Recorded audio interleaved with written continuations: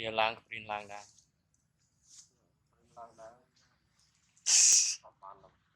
นั่งกำราตนะ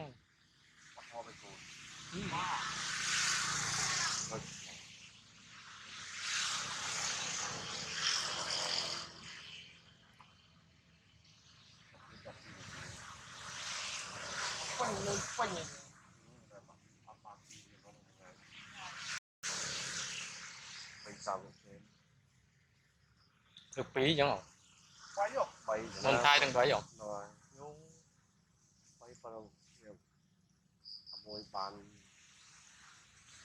เอาไว้ปานแซ่เอาไว้ปานสาม นี่เราไปสรุปงานครบทั้งออกใบบางเนาะใบ ผมว่ามันต้องได้บ้านได้ยังไงนะครับแต่เราควรกันร้อยเดือน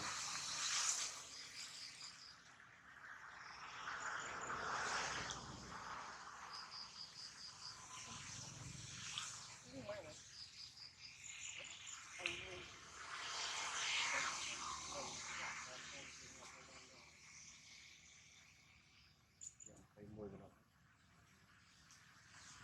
เดินจะล้างนะอันนี้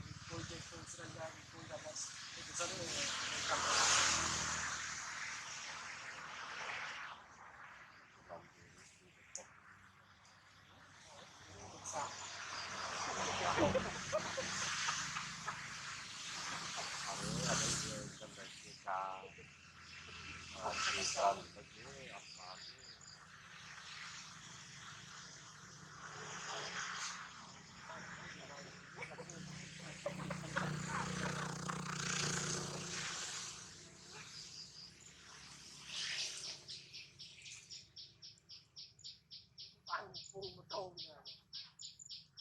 โตแล้วมันโตอ่ะมันกินโตอ่ะ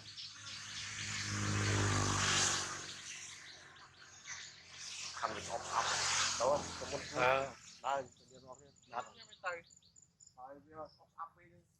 ต้องอ้ายเสร็จเข้าจริงเหรอ กันใบอยู่ในไม้ไอ้เอา